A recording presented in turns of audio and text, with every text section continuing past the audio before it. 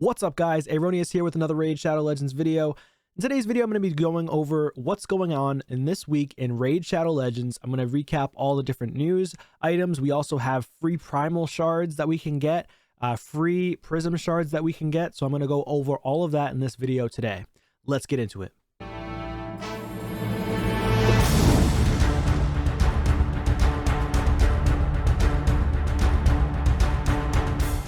All right, so the first things first, we've got the news. So we've got a bunch of news actually for Monday kickoff, basically. So they've got tons of news on summoning events. Of course, it's always 10x's. Please, Plarium, can you bring out 20x? Come on, I know you can do it. I know you can. We're almost there.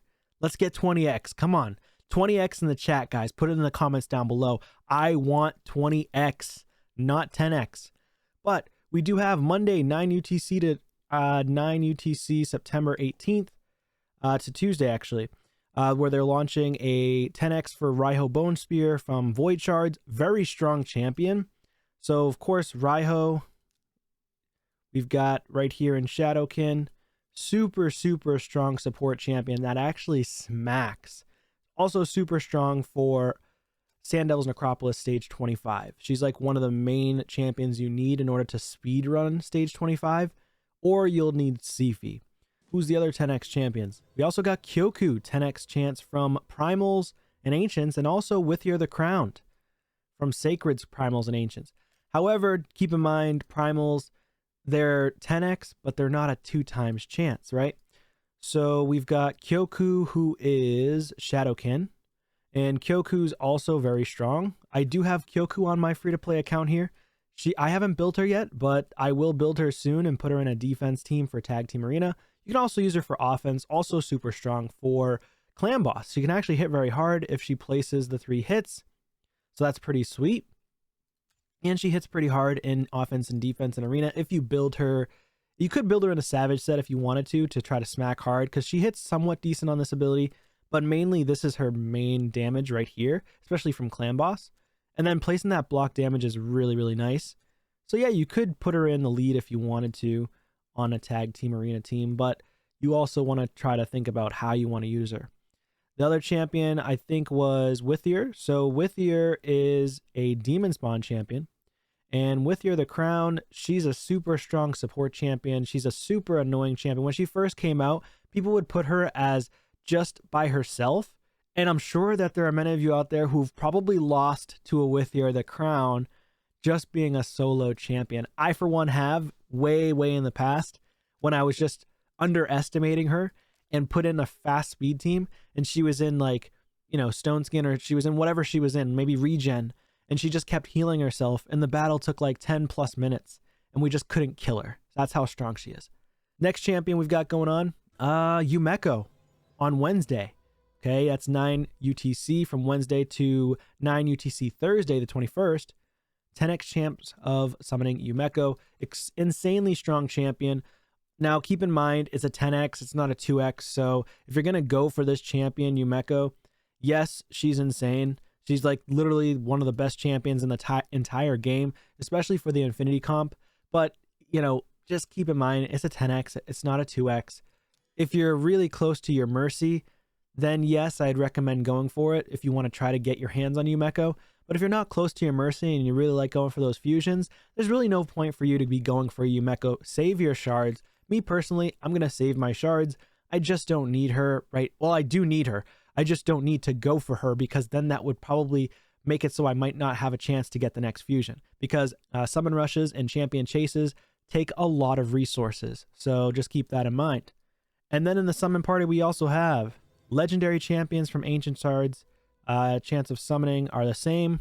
Okay. The rest of it, not a big deal. Tolarian Summon Portal. We also have Monday the 18th to Friday the 22nd, launching Tolarian Summon Portal event with the Prism Shards. Okay. Prism crystals are summoned, blah, blah, blah, blah. Each summon will require 25 Prism. Last time, I think it was 80. Yeah, I believe it was 80 in the last Tolarian Summon pool for Prisms. Hopefully you can actually get some of these for free, or at least one for free. And more than likely, it's going to be from tournaments and events.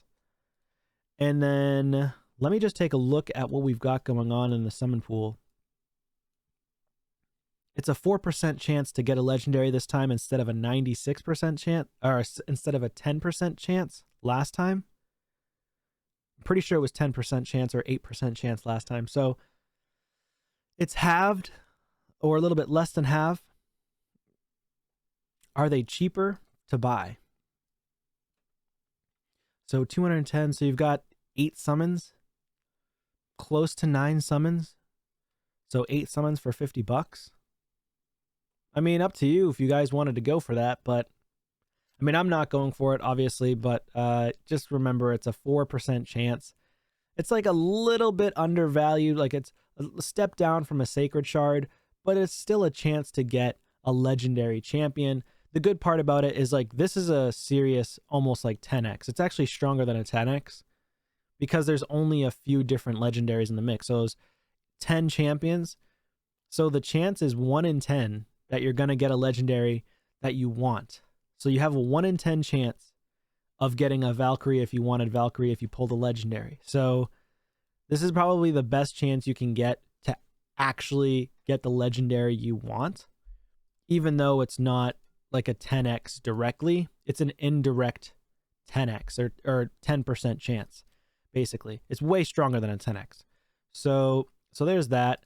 It's okay. I mean, I'm not a huge fan personally of the Prism Shards, but they're not bad if you're a spender. Then yeah, go for it if you want to, because I think hand in hand there should be like a Summon Rush or a Champ Chase. They usually do that together. Yeah, so they got a Champ Chase going on right now. You can get an Eternal Soulstone on the right side. That's pretty sick. But this is more so for spenders, because usually before a fusion on the off week, most people don't Summon Rush or pull their shards during these events, these Champ Chases or Summon Rush, unless you spend money or unless you have a crazy amount of shards that you have hanging around that you just don't care about and you want to spend them. If so, and you're looking for an Eternal Soulstone, hey, try to go for it. If people aren't really pushing hard and you want to pull a few shards, great, go for it. But I don't recommend it if you're trying to save up for the next fusion and you're a low spend to no spend player. Then we got champion training going on as well, where you can get Prism Shards. So that's good. People are already at 3670. That's pretty wild. All right, well, it's to be expected, though. We got a 4-star Uko here as well. That's pretty sick. I think I have a 2-star on my Uko currently, or a 1-star. But I don't feel like I'm going to get first, second, or third place by any means on my free-to-play. People that I play against usually are really high up in the rankings, and they do crazy amounts of points. So I'll maybe shoot for like top 10 if I can get it. I definitely want to try to shoot for the Prism Shards if I can go for it, but I don't want to use any of my gems. I actually want to save my gems, so I do recommend saving your gems for the next fusion as well. The next thing on the list for news, Oktoberfest. So this is the Mighty Uko Souls. Okay, so we just went over that. You can win Mighty Uko Perfect Souls. And for events, Oktoberfest Dungeons, Dungeon Divers. So I already started this. 183 points so far. I think I used about 200 energy so far, maybe 300 energy. So it's like a regular Dungeon Divers event, except it's only 500 points a day that you can earn. And you have a chance at getting a Primal Shard, because adding all these quartz up, if you actually play nonstop, if you really needed to, I do recommend doing at least 1 or 2 energy refills with gems if you had to do so. I do recommend going for it. It's a shot at getting a mythical champion if you ended up pulling the shard, but you got an 82% chance of getting a rare, of course, but still, save your mythical shards, save your primal shards, and wait until eventually down the line they finally decide to allow you to get the boosted event or boosted summons for mythical champions. That would be kind of cool, because right now it's only 0.5%. They also got artifact enhancement going on, but that's your typical thing, your run-of-the-mill 15 prism shards from here, or prism crystals, which is okay, but I think actually I might have a potential better shot at getting this and doing 1 summon. So many of you might actually have potentially 10 crystals just left over, because anything over 20 crystals gets deleted if you don't actually summon. Anything under 20 gets kept, so for the next event. So for my sake, if I wanted to complete artifact enhancement event, I could try to go for it and push hard for it, and then I get 1 summon, potential chance to get a legendary. The epics, I don't even need it all. I mean, I don't think I have this guy. Crit rate, decrease, taunt. Decreased duration of 2 random debuffs on all allies. He's okay. It's a 4-turn cooldown, though. I don't really like that. It should be like a 3-turn in my opinion. Yeah, most of these champs aren't like insane. They're good for mid-level player, but these champions aren't that great. I'll be completely honest. Again, only champion I don't have is, I think, Ilsenia and Ambassador Lethelin. That's just for me on my account personally. But if I get 25 shards, I'm gonna want to pull, or I might save and not pull at all. But more than likely you're gonna want to pull because you don't want to waste it. You want to be able to use the Prism Shard to be able to hopefully snag a legendary champion like Stultus or Cupidus or Valkyrie or even Martyr or Lysandra. All those champions are really strong. Honestly, most of these champions are strong. Even this guy right here, he's strong too. Corvus the Corruptor. He can solo content. Septimus is still really strong in stage 20. He still one-shots the dungeons. Personally, I wish they gave him a buff so he can do more damage to the hard mode dungeons, but you know, it is what it is.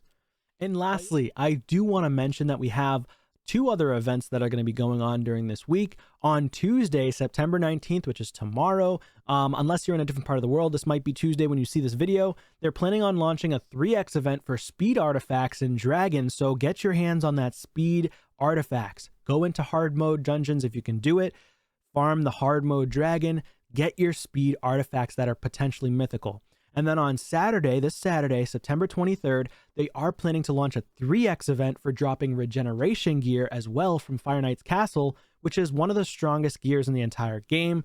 Really strong for faction wars, really strong for general progression, great for soloing content, so get your hands on these artifacts. But yeah, that's pretty much it for the news, I feel like. Yeah, that's it for the news. But other than that, I do recommend saving your resources if you're wanting to go for fusions. If you're not one for fusions, then go hard on Oktoberfest events and tournaments and things like that. Maybe you get yourself a Prism Shard. Definitely go for that Primal Shard. Make sure you're farming dungeons so you can get potential chance at a mythical champion. Anyways, that's going to be it for this one, guys. Please like, comment, subscribe to the channel if you haven't already, and I'll see you on a video soon. Peace.